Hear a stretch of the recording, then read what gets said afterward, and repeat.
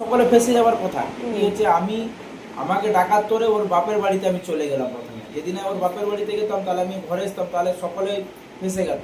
যেহেতু চাবি টাবি লাগিয়ে বর্তমানে তমলুকেই আছে, হ্যাঁ ওই মুসলিমের বাড়িতেই আছে। মুসলিমের বাড়িতে আছে। আর ওর মা বাবা কি বলছে? ওর মা বাবা বলছে মরে গেছে আমার মেয়ে। আরে মরে গেছে তো ওটাই লিখে দিন। ওর কাছে কি গেছিলে তুমি? হ্যাঁ, ওর মা বাবার কাছে গিয়েছিল। ওর কাছে গেছিলে? না, মেয়ের কাছে যায়নি। তো ওকে বলতে পারতে যে আমাকে তুই এখানে ভালো ঘর করছিস, তাহলে আমাকে লিখে দে, লিখে পড়ে দে। ও আমাদের গ্রামের লোক বলতেছে ও যখন বড় জাতীয় চলে গেছে তাহলে আমরা আর ওখানে যাব না, আর ওই মেয়ে এখানে আর যেন না আসতে পারে। না আসুক তো ডিভোর্সটা তো করতে লাগে। সেইটাই তো লাগে, কিন্তু সে অন্য জায়গায় পুরুষ মানুষ, সে হিন্দুদের সাথে যায়নি, সে গেছে মুসলিমের সাথে। হ্যাঁ, সেখানে গিয়ে ঘর করছে, তাকে তো এই বাড়িতে আনার কোনো প্রশ্নই থাকে না। কিন্তু তোমাকে তো বিয়ে কোথাও করতে হবে, সংসার বসাতে হবে, তার জন্য কোনো বাড়িতে মেয়ে দেখতে গেলে পরে তো তোমার ডিভোর্স পেপারটা চাইবে। ও করছে না। তার ওকে জিজ্ঞেস করতে হবে, তো বলতে হবে, তো ওকে গিয়ে বলতে হবে তো আমার ডিভোর্সটা করে দে ভাই। তুই তো যথেষ্ট, ও তো বড়, ও তো বোঝে, ও তো প্রাপ্তবয়স্ক। ছেলেকে নিয়ে গেছে না, আমার ছেলেটাকে নিয়ে হ্যাঁ, ছেলেকে নিয়ে গেছে, সে মা ছেলেকে নিয়ে গেছে, ভালো কথা। ছেলে রাখুক। ছেলে আমি চাইছি যে আপনি আপনার কাছে আসা, যে আজকে নিয়ে গেছে কালকে আবার ছেলের জন্য দাবি মাগতে পারে কি? দাবি তো করতে পারে, ডিভোর্স হয়ে গেলেও দাবি করতে পারে। কিন্তু ছেলে তো ই নেই। ছেলের খাওয়া পড়া তো একটা বিশেষ ব্যাপার রয়েছে, ওটা তো তুমিই তার বাবা, এটা তো আর পাল্টানো যাচ্ছে না। তুমি কি বাবা ছাড়া অন্য কিছু হতে পারবে? নিশ্চয়ই হচ্ছ না, তুমি তো বাবাই থাকছো। তাহলে ছেলে যখন বেঁচে আছে, তাহলে ছেলের ব্রেন শর্ট হোক, ব্রেন ডিফেক্ট হোক, যাই হোক, তুমিই তো একজন বাবা চাইছি। কিন্তু যেহেতু মুসলমান নিয়ে গেছে, যে আমি ডিভোর্স ফাইলের কাগজ আগে করি, আমি যদি আগে করি তাহলে ওরা আবার মোর কাছে ডিমান্ড তুলবে। আচ্ছা শোনো, আমি ওটা বলছি আমি ওটা করবো না। আচ্ছা শোনো, তুই গেছু, যা ভালো থাক, আমিও থাকবো। আমি বলছি, বাচ্চা ছেলে তো নিয়ে গেছে, হ্যাঁ। আমি তোমাকে একটা কথা বলছি, বাচ্চার জন্য কিছু টাকা ওকে ফিক্স করে দাও।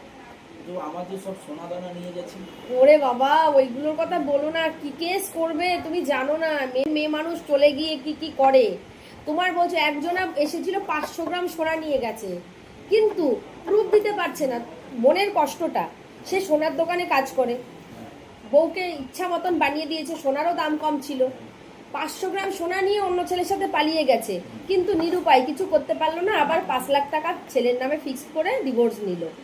তুমি বলছো সোনার গয়না তুমি তাকে কষ্ট করে বানিয়ে দিয়েছো, বুঝতে পারছি, কিন্তু এটা তো মেয়ে মানুষ কিছু করতে পারবে না। উল্টে আবার সে যদি কিনা অন্য জায়গায় সংসার করছে, যদি কোর্টে গিয়ে তোমার নামে খোরপোশ বধূ নির্যাতন কেস করে, তুমি ফেসে যাবে।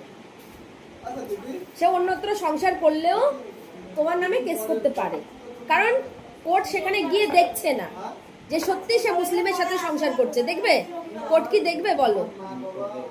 এবার আমি আমি আমি যদি এখন কোর্টে গিয়ে বলি তুমি এখানে বসে আছো, তোমার নাম ঠিকানা ওখানে লেখা আছে, ওইটা নিয়ে গিয়ে বলবো ও আমার এটা করেছে, কোর্ট কিন্তু সেটাই মানবে, তাই তো? তাহলে এখনো পর্যন্ত তোমার নামে কেস করার পরিস্থিতি রয়েছে ওর কাছে,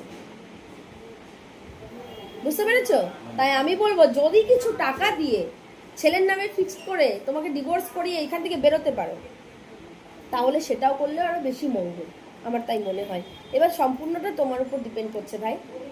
তুমি সারা জীবন কষ্ট পাবে, যন্ত্রণা পাবে, সারা জীবনের জন্য তুমি ক্ষুত হয়ে থাকবে, নাকি কিছু টাকা দিয়ে সেখান থেকে বেরোবে?